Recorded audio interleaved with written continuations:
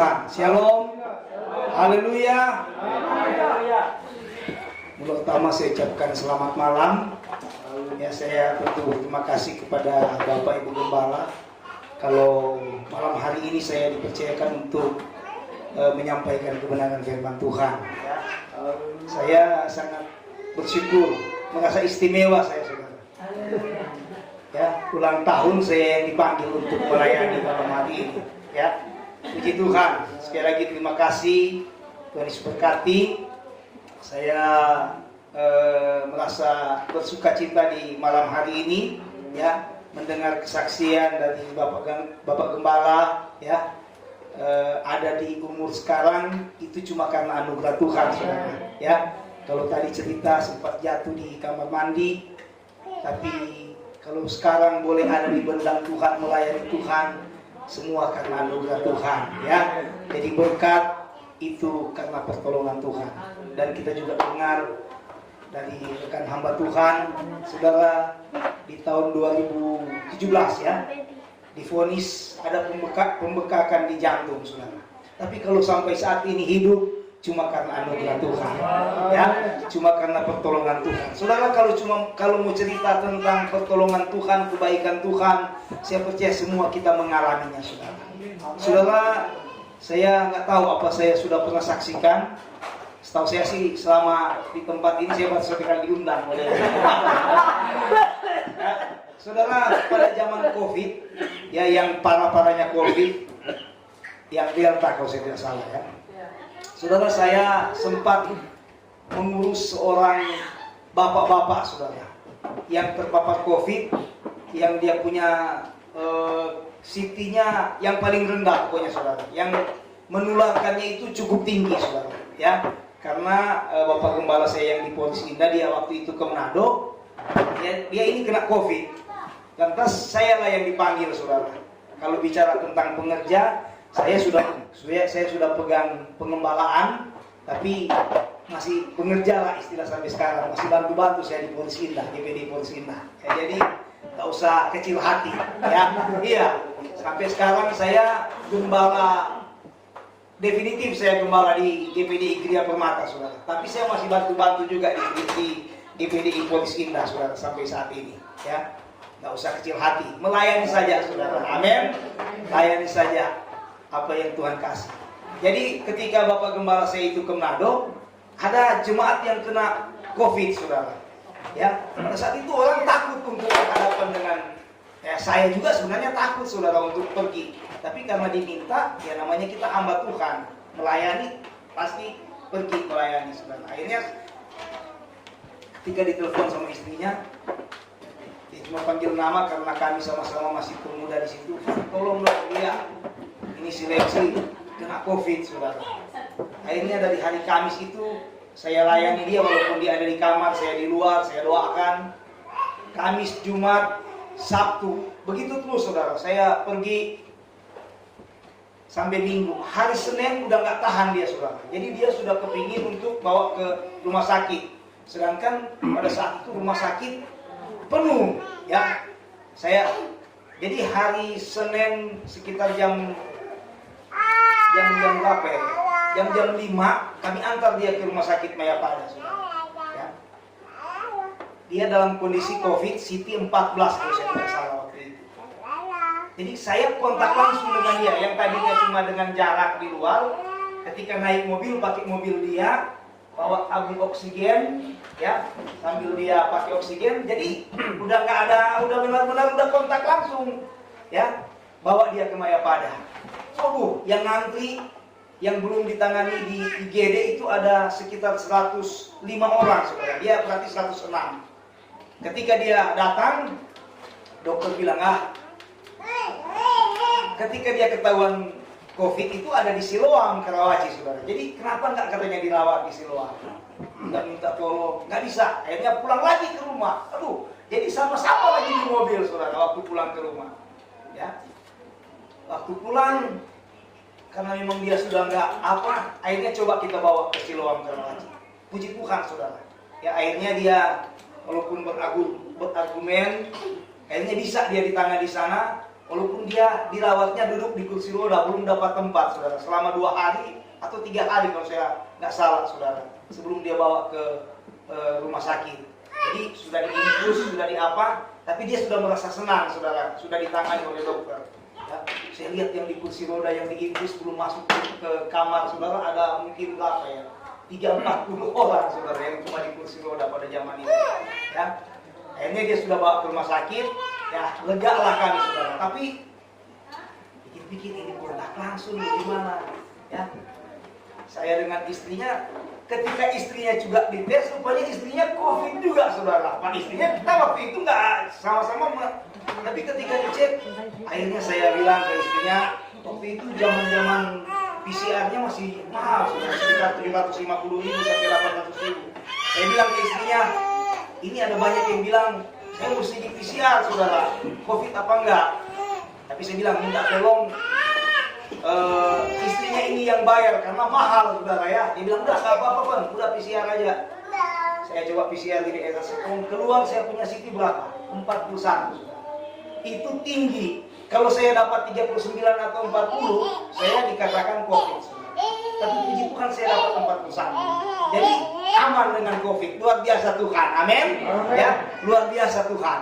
Jadi kalau belum waktunya Tuhan, ya jalanin saja ini hidup, saudara. Amin. Kalau belum waktunya Tuhan mau panggil, melayani saja. Amin.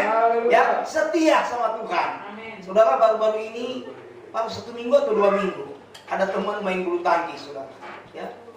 Kita mainnya hari Selasa sama dia. Ada jemaat di daerah Kebon Jati. Bagus mainnya. Ya.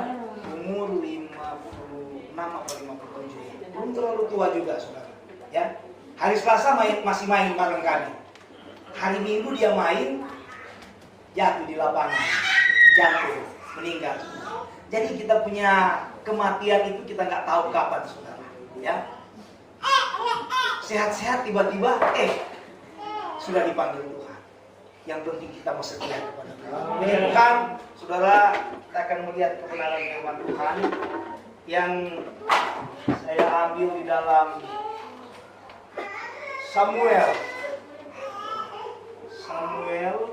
1 Samuel pasalnya yang ke-7. 1 Samuel pasal yang ke-7.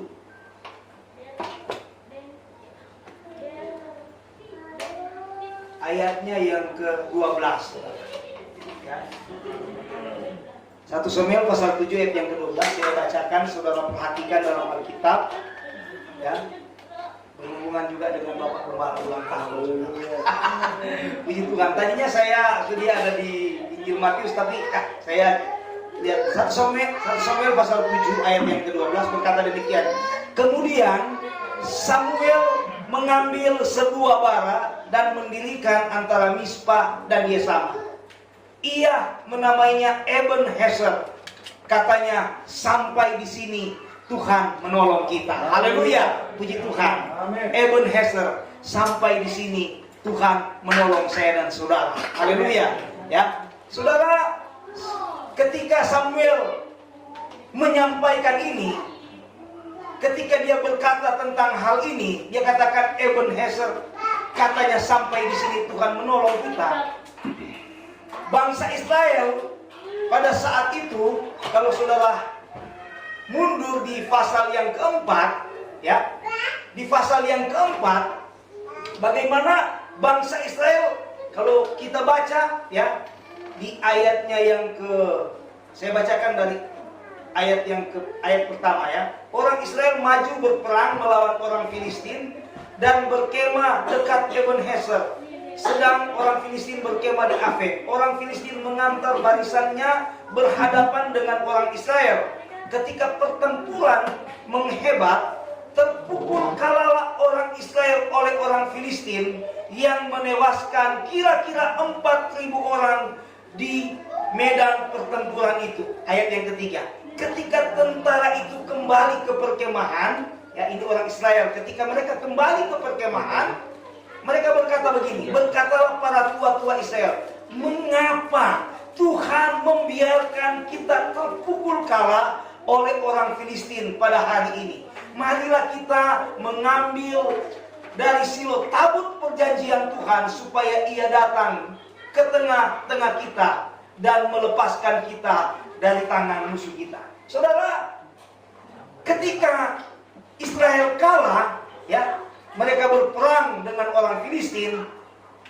Ini tua-tua bertanya, mengapa Tuhan membuat kita terpukul kalah, saudara? Ya, mengapa Tuhan membuat kita terpukul kalah? Sebelum datang di pasal 7 ayat yang ke-12, Samuel berkata, Ebenezer, sampai di sini Tuhan sudah menolong, saudara. Sebelum itu mereka mengalami kekalahan demi kekalahan ketika berperang melawan orang Filistin. Jadi nggak ada namanya kemenangan bagi orang Israel pada saat itu, saudara. Sebelum datang yang di ayat 12 pasal 7 tadi. Ya. Saudara, begitu di pasal 5, pasal 6, orang Israel nggak mengalami yang bagaimana pertolongan yang dari Tuhan. Orang Israel nggak mengalami yang namanya pembelaan dari Tuhan. Ya. Kenapa? Menjadi pertanyaan bagi tua-tua, bagi orang Israel. Kok kenapa Tuhan nggak tolong, saudara? Ya. Padahal kan dibilang orang Israel itu bangsa pilihan. Ya. Kenapa kok Tuhan nggak tolong ketika melawan orang Filistin, saudara? Sampai di ayat yang di pasal yang ke-7 kita lihat ayat yang kedua, saudara perhatikan. Pasal 7 ayat yang kedua. Sejak saat tabut itu tinggal di Kiriam Yearim, berlalulah waktu yang cukup lama, yakni 20 tahun, dan seluruh kaum Israel mengeluh kepada Tuhan. Saudara, ketika mereka mengalami kekalahan demi kekalahan, tidak mengalami kemenangan berhadapan dengan orang Filistin, mereka di ayat yang kedua dikatakan, sejak saat tabut itu tinggal di Kiriat Yearim, berlalulah waktu yang cukup lama, yakni 20 tahun, dan seluruh kaum Israel mengeluh. Mereka mengeluh, ini kaum Israel, saudara. Kenapa? Karena mereka tidak mengalami yang namanya kemenangan. Ya, seringkali manusia kita seperti ini, saudara. Ketika, Tuhan, doa saya nggak didengar, seruan saya kok kayaknya nggak dijawab oleh Tuhan. Ya, kapan ini badai bisa berlalu dalam kehidupan kita, saudara? Seringkali manusianya kita seperti ini, bertanya, kok Tuhan nggak tolong saya punya pergumulan, kok Tuhan nggak bela saya punya masalah seperti ini? Ya, bangsa Israel seperti itu, saudara. 20 tahun, ya, cukup waktu yang cukup lama, susah, sulit, saudara. Tapi saudara perhatikan ayat yang ketiga di pasal yang ke-7, saudara. Ya. Lalu berkatalah Samuel kepada seluruh kaum Israel demikian, jika kamu berbalik kepada Tuhan dengan segenap hati, maka jauhkanlah para allah asing dan para Asitoret dari tengah-tengahmu, dan tunjukkanlah hatimu kepada Tuhan, dan beribadahlah kepadanya, maka ia akan melepaskan kamu dari tangan orang Filistin. Ini ungkapan dari Samuel, saudara. Ya, sebelum dia alami yang namanya Ebenezer, saudara. Bapak Gembala ditolong Tuhan sampai saat ini. Ya, rekan juga Gembala ditolong Tuhan. Kita semua ditolong Tuhan sampai saat ini, saudara. Ya, sebelum Israel mengalami yang namanya pertolongan Tuhan, Samuel dia berkata di ayat yang kedua, lalu berkatalah Samuel kepada seluruh kaum Israel demikian, jika kamu berbalik kepada Tuhan dengan segenap hati, saudara, bagaimana supaya saya dan saudara bisa mengalami yang namanya pertolongan demi pertolongan yang dari Tuhan, saudara? Yang pertama, saudara, lihat, kita harus berbalik kepada Tuhan dengan segenap hati. Amin. Berbalik kepada Tuhan dengan segenap hati, saudara. Ya, mungkin hari-hari ini saudara kelihatan beribadah kepada Tuhan, kelihatan setia, ya. Tapi mari kita mau benar-benar lebih sungguh-sungguh lagi setia kepada Tuhan. Amin. Lebih sungguh-sungguh lagi kita mau datang kepada Tuhan. Dikatakan ya, jika kamu berbalik kepada Tuhan dengan segenap hati, maka jauhkanlah para allah asing dan para asitoret dari tengah-tengahmu, dan tunjukkanlah hatimu kepada Tuhan dan beribadahlah hanya kepadanya, maka ia akan melepaskan kamu daripada kamu dari tangan. Saudara, rupanya orang Israel yang dipimpin oleh Samuel pada saat itu, mereka nggak sungguh-sungguh lagi hati mereka kepada Tuhan, saudara. Ya, hati mereka bercabang, terpecah. Ya, mereka condong kepada Baal, kepada Asitoret, saudara. Ya, kepada Allah-Allah yang tidak dapat memberikan mereka pertolongan. Ya, Israel pada saat itu, ya, mereka punya hati tidak sungguh-sungguh lagi kepada Tuhan. Ya, hati mereka kepada berhala-berhala, ya, kepada Asitoret, kepada penyembahan-penyembahan yang tidak berkenan kepada Tuhan. Saudara, berhala itu bukan cuma berbicara tentang patung, ya, berbicara tentang batu, pohon besar, saudara, ya. Tapi seringkali, ya, hujan bisa jadi berhala, saudara. Bisa menghalangi kita untuk datang beribadah. Itu suatu berhala. Hobi juga, saudara, bisa menjadi berhala. Kebetulan kami ini hobi olahraga, saudara. Ya, walaupun gendut-gendut begini, saudara, tapi masih hobi. Ya, seringkali hobi itu bisa, ya, menjadi berhala untuk kita tidak datang beribadah kepada Tuhan. Ada mungkin hal-hal seperti ini yang membuat kita tidak mengalami yang namanya Ebenezer. Sampai di sini Tuhan sudah menolong, saudara. Saudara, mari, kalau kita ingin alami yang namanya Ebenezer terus-menerus dalam kehidupan kita, kita harus condongkan hati kita kepada Tuhan. Amin. Kita harus benar-benar mau beribadah sungguh kepada Tuhan, saudara. Ya. Jangan kita condongkan hati kita kepada hal-hal yang tidak ada faedahnya, saudara. Tapi mari kita mau datang kepada Tuhan, beribadah, kita beri hati kita benar-benar hanya kepada Tuhan, saudara. Ya. Dikatakan, jika kamu berbalik kepada Tuhan dengan segenap hati, berbalik kepada Tuhan dengan segenap hati, saudara. Jangan setengah-setengah, jangan seperempat, saudara. Tapi segenap hati kita mau datang berbalik kepada Tuhan. Jika kamu berbalik kepada Tuhan dengan segenap hati, maka jauhkanlah para allah asing dan para asitoret dari tengah-tengahmu, dan tunjukkanlah hatimu kepada Tuhan dan beribadahlah hanya kepadanya, maka ia akan melepaskan kamu dari tangan orang Filistin. Ya. Mari, saudara, kalau mungkin masih ada Baal-Baal, masih ada penyembahan-penyembahan berhala yang menghalangi kita untuk mengalami pertolongan Tuhan, kita buang itu jauh-jauh, saudara. Amin. Kalau mungkin masih ada hal-hal yang, ya, kita anggap lebih daripada Tuhan, kita tinggalkan itu, saudara. Kita benar-benar mau berbalik kepada Tuhan dengan sungguh-sungguh. Ayat yang keempat dikatakan begini.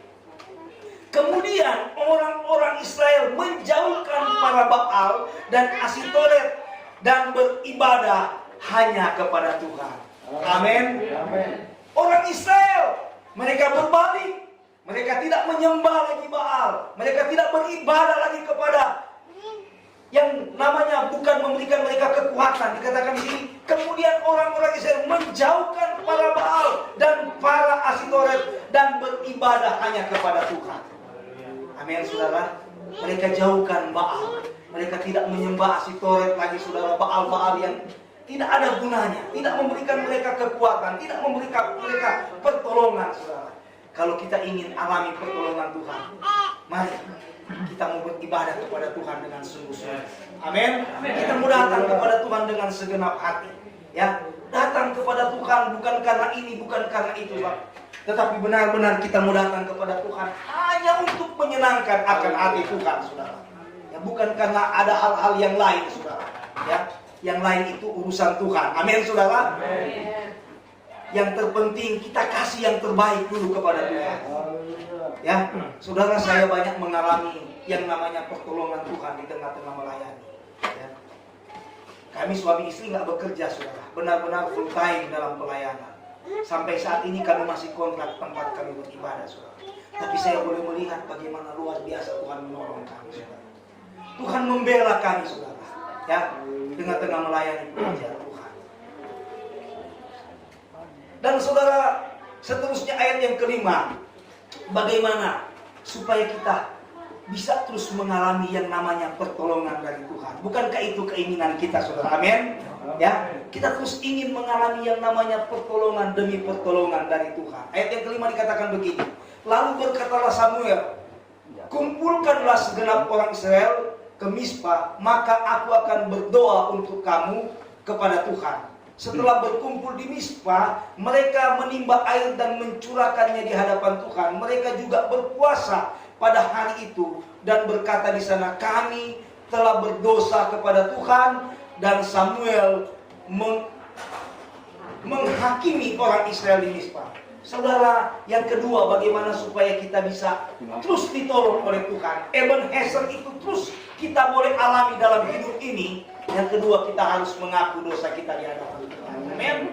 Kita harus mengaku kesalahan kita di hadapan Tuhan. Saya nggak tahu apa mungkin salah saya, apa mungkin salah saudara dan saya. Tapi mari kita harus mengaku, ya, setiap kesalahan-kesalahan kita di hadapan Tuhan, sehingga benar-benar yang namanya Ebenezer sampai di sini Tuhan sudah menolong, dan seterusnya Tuhan menolong saya dan saudara.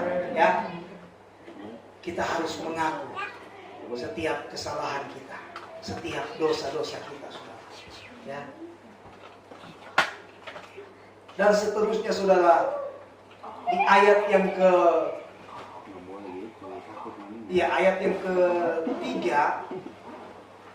Ya, saya katakan tadi, yang minta ampun dan mengaku setiap kesalahan kita yang kepada Tuhan. Ya. Minta ampun, saudara. Sebelum kita datang beribadah atau datang menyembah Tuhan seperti malam hari ini, kita koreksi dulu. Tuhan, adakah kesalahan dalam hidup ini? Ampuni saya. Ya, sehingga benar-benar, saudara, yang namanya Ebenezer ini kan menjadi kerinduan saya dan saudara. Ya, supaya Tuhan tetap terus menolong kita, membela kita, walaupun ada mungkin kesulitan, ada kesukaran yang harus kita hadapi. Ya, namanya manusia, saudara. Dalam menjalani kehidupan ini, nggak enak-enak terus yang kita hadapi. Amin. Ya, seperti tadi bersaksi, ya, sakit, saudara. Kalau bicara sakit, saudara, saya tahun 97 waktu saya sekolah Alkitab di BC Batu Malang, saya pernah ditabrak motor, saudara. Saya pernah ditabrak motor, saudara. Saya pikir, aduh, Tuhan udah panggil mungkin saya ini. Tapi puji Tuhan masih sehat sampai saat ini. Ya. Jadi mari, saudara, kita kasih saja yang terbaik kepada Tuhan. Amin. Kasih saja yang terbaik. Urusan yang lain-lain pasti Tuhan adakan. Amin. Tuhan pasti kasih kok. Nggak mungkin enggak, saudara. Ini sudah menjadi pengalaman kami dalam pelayanan, ya. Anak saya yang tua, puji Tuhan, sedang kuliah, saudara. Ya. Nggak tahu duit dari mana, saudara, untuk biaya-biayanya, saudara. Tapi Tuhan terus adakan apa yang kami lakukan. Waktu dekat ini, saudara, kami harus memperpanjang lagi kontrakan. Kontraktor, kata orang, saudara. Memperpanjang lagi kontrakan tempat kami beribadah. Ya. Tapi Tuhan terus selalu adakan apa yang kami perlukan. Ya. Tahun ini saya lagi berjalan di umur yang mau ke-50 ini, saudara. Setengah abad saya. Biar muda-muda begini, udah mau 50 ini. Bapak Gembala tadi saya kaget, umurnya baru 46. Aduh, ya. Jadi, saya sangat bersyukur, saudara, kepada Tuhan. Saudara, terakhir saja, saudara, ya, supaya nggak lama-lama lagi, saudara. Bagaimana supaya kita alami yang namanya Ebenezer? Terus saya bacakan ayat ini. Ayat yang ketujuh, ketika didengar orang Filistin bahwa orang Israel telah berkumpul di Mispa, majulah raja-raja kota orang Filistin mendatangi orang Israel. Serta didengar orang Israel demikian, maka ketakutan takutanlah mereka terhadap orang Filistin. Lalu kata orang Israel kepada Samuel, janganlah berhenti berseru bagi kami kepada Tuhan Allah kita, supaya ia menyelamatkan kami dari tangan orang Filistin. Ayat 9, sesudah itu Samuel mengambil seekor anak domba yang menyusun, lalu mempersembahkan seluruhnya kepada Tuhan sebagai korban bakaran. Dan ketika Samuel berseru kepada Tuhan bagi orang Israel, maka Tuhan menjawab dia. Saudara, yang terakhir ini kita harus memperbaiki mesbah kita kepada Tuhan. Saudara, kalau mungkin ada kesalahan, saya ingat ya ketika Elia dia melawan nabi-nabi Baal, ya. Ketika nabi-nabi Baal berdoa, saudara, supaya Tuhan mereka menjawab persembahan mereka pada saat itu, dan mereka sudah, waduh, dikatakan dalam Alkitab sudah cakar-cakar, sudah diiris-iris badannya, tapi nggak didengar oleh Allah mereka. Apa yang dilakukan oleh Elia, saudara? Dia memperbaiki mesbah pada saat itu, saudara. Dia susun kembali, dia bikin bait kembali, saudara. Dan ketika Elia berdoa, Tuhan menyambar mesbah yang dibuat oleh Elia. Jadi bagaimana perlunya kita memperbaiki mesbah kita kepada Tuhan, saudara. Mungkin ada yang salah, tapi ketika kita perbaiki, ketika kita betulkan mesbah kita, saya percaya yang namanya Ebenezer akan terus menyertai saya dan saudara. Amin. Sampai kapanpun Tuhan izinkan kita hidup di dunia ini, kita akan melihat yang namanya pertolongan demi pertolongan dari Tuhan, saudara. Asalkan apa? Kita perbaiki ini mesbah. Amin. Kita perbaiki. Kalau mungkin ada yang salah, kita perbaiki, saudara. Kita kasih yang terbaik kepada Tuhan. Ya, ada ayat berkata, persembahkanlah tubuhmu sebagai persembahan yang hidup, yang kudus dan yang berkenan kepada Allah. Amin. Kasih yang terbaik kepada Tuhan. Ya, Bapak Gembala dia sudah kasih yang terbaik kepada kita. Mari kita juga kasih yang terbaik kepada Tuhan. Amin. Kita kasih juga yang terbaik kepada Tuhan. Ya, saudara, saya banyak mengalami juga kebaikan-kebaikan dari Bapak Gembala, saudara. Ya, mari Bapak Gembala aja kasih yang terbaik bagi jemaat. Apalagi kita, saudara, kita kasih juga yang terbaik kepada Tuhan. Amin. Sehingga Ebenezer akan menjadi terus bagian kita. Haleluya. Ya, Ebenezer, pertolongan Tuhan. Ya, Samuel berkata, Ebenezer, sampai di sini Tuhan sudah menolong.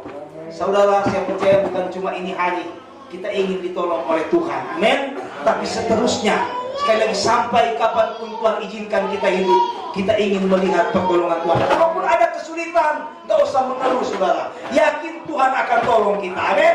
Kalaupun ada kesulitan, ada kesukaran yang dihadapi dalam hidup ini, gak usah mengeluh kepada Tuhan, saudara. Ya, gak usah mengeluh. Yakin saja pasti Tuhan akan tolong. Ya, Tuhan pasti akan bela. Saudara, saya punya jemaat, ada yang sudah 3 tahun kerja tapi nggak digaji, saudara. Tapi setia mereka datang beribadah kepada Tuhan. Saya bilang setia saja. Urusan dijawab Tuhan itu doa, itu urusan Tuhan, saudara.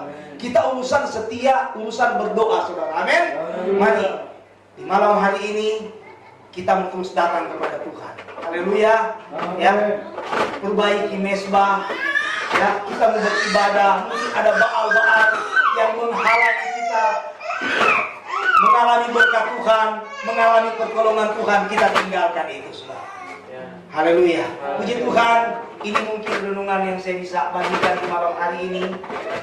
Mari, sekali lagi, kalau kita ingin alami Ebenezer, kita harus mempersembahkan yang terbaik. Amin. Perbaiki mesbah, saudara. Kita harus akui kalau kita ada salah, ada dosa, kita akui itu di hadapan. Puji Tuhan, saya serahkan kepada Bapak Gembala.